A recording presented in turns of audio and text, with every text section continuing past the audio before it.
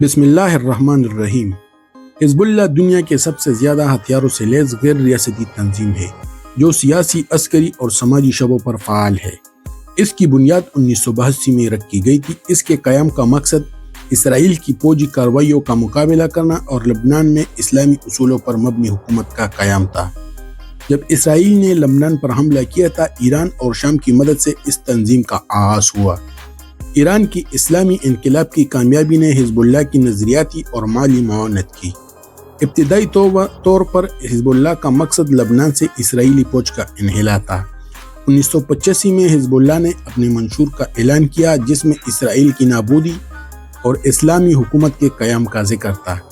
حزب اللہ کا بنیادی فلسفہ مزاحمت ہے جو اسرائیل کی جارحیت کے خلاف جہاد کے تصور پر مبنی ہے۔ حزب اللہ کی فوجی طاقت اس کی مقبولیت اور خطے میں اس کے کردار کا ایک اہم حصہ ہے۔ 1980 سے حزب اللہ کی عسکری اعتبار سے ترقی اور وقت کے ساتھ ساتھ ایک منظم، حریت اور مؤثر قوت میں جدید تبدیل ہو گئی۔ ابتدائی طور پر حزب اللہ کا مقصد لبنان سے اسرائیلی فوج کا انحلال تھا۔ 1985 میں حزب اللہ نے اپنے منشور کا اعلان کیا جس میں اسرائیل کی نابودی اور اسلامی حکومت کے قیام کا ذکر تھا۔ حزب اللہ کا بنیادی فلسفہ مزاحمت ہے جو اسرائیل کی جارحیت کے خلاف جہاد کے تصور پر مبنی ہے۔ حزب اللہ کے فوجی طاقت اس کی مقبولیت اور خطے میں اس کے کردار کا ایک اہم حصہ ہے۔ 1980 کی دہائی سے حزب اللہ نے عسکری اعتبار سے ترقی کی اور وقت کے ساتھ ساتھ ایک منظم، جدید اور مؤثر قوت میں تبدیل ہو گئی۔ حزب اللہ کو ایران اور شام کی حمایت حاصل رہی ہے جس سے اس کی فوجی صلاحیتوں میں مزید اضافہ ہوا ہے۔ حزب اللہ کی فوج کی تعداد متنازع ہے لیکن اندازے کے مطابق اس کے پاس 1 لاکھ سے 1,20,000 جنگجو موجود ہے۔ ان میں سے تقریباً 30,000 سے 40,000 پیشہ ور فوجی ہے جبکہ باقی افراد رضاکاروں اور پارٹ ٹائم جنگجو پر مشتمل ہے۔ حزب اللہ کی فوجی طاقت کا اہم پہلو اس کی گوریلا جنگ کی حکمت عملی ہے۔ اس نے لبنان کے جنوبی علاقوں میں گوریلا جنگ میں مہارت حاصل کی ہے جہاں وہ چھوٹے متحرک گروہوں کی مدد سے اسرائیلی فوج کے خلاف کامیاب کارروائیاں کرتی رہی ہے۔ یہ حکمت عملی 2006 کی جنگ میں مؤثر ثابت ہوئی جب حزب اللہ نے اسرائیلی فوج کو کئی محاذوں پر سخت مزاحمت دی اور بھاگنے پر مجبور کر دیا۔ حزب اللہ کے پاس راکٹوں اور میزائلوں کا بڑا ذخیرہ موجود ہے۔ یہ راکٹ زیادہ تر ایران کی طرف سے فراہم کردہ ہے۔ حزب اللہ نے خاص طور پر قریبی فاصلے والے راکٹ جیسے کہ کاتیوشا راکٹ استعمال کیے ہیں۔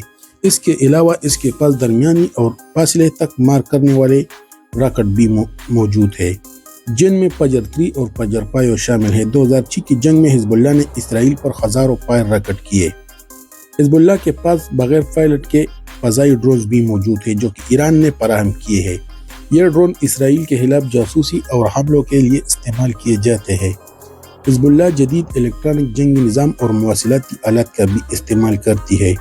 حزب اللہ نے 2006 کی جنگ میں اسرائیلی ٹینکوں کے خلاف مؤثر حملے کیے جس میں روسی ساختہ کورنیٹ اینٹی ٹینک گائیڈڈ۔ حزب اللہ نے جنوبی لبنان کے علاقوں، خاص طور پر بیروت کے جنوبی داہیہ علاقے اور بلبیک وادی میں مضبوط فوجی ڈھانچہ قائم کیا ہے۔ اس کی زیر زمین بنکر، سرنگیں اور فوجی چونیاں ہیں جہاں سے وہ اسرائیل کے خلاف کارروائیاں منظم کرتی ہے۔ ان علاقوں میں موجود فوجی ڈھانچے نے حزب اللہ کو طویل مدت تک عسکری قوت کو محفوظ رکھنے میں مدد دی ہے۔ حزب اللہ کو ایران کے پاسداران انقلاب سے مستقل فوجی تربیت ملتی ہے، خاص طور پر القدس فورس ہے۔ ایرانی عسکری ماہرین حزب اللہ کے جنگجو کو ہتھیاروں کی تربیت دیتے ہیں اور جنگی حکمت عملیوں میں رہنمائی فراہم کرتے ہیں۔ حزب اللہ کے جنگجو کو ایران کے اندر بھی تربیت دی جاتی ہے۔ 2011 میں شام کی خانہ جنگی کے دوران حزب اللہ نے صدر بشار الاسد کی حکومت میں ان کی حمایت میں جنگجو بھیجے۔ اس نے وہاں زمینی جنگ میں حصہ لیا اور مختلف جنگی تجربات حاصل کیے جس سے اس کی عسکری صلاحیتوں میں مزید اضافہ ہوتا ہے۔ شام میں حزب اللہ کی شمولیت سے اس کے جنگجو کو بڑے پیمانے پر جنگی تربیت اور تجربہ ملا ہے۔ حزب اللہ اپنے آپ کو ایک مزاحمتی تحریک قرار دیتی ہے اور اس کی کامیاب حکمت عملی کا ایک بڑا حصہ اسرائیل کے خلاف جنگی تیاریوں پر مبنی ہے۔ وہ دفاعی حکمت عملیوں کے ساتھ ساتھ حملہ آور کارروائیوں میں بھی ماہر ہے۔ حزب اللہ کے جنگجو کے مقامی علاقے کی زیر زمین جغرافیہ اور عوام سے گہری واقفیت ان کی قوت کا حصہ ہے۔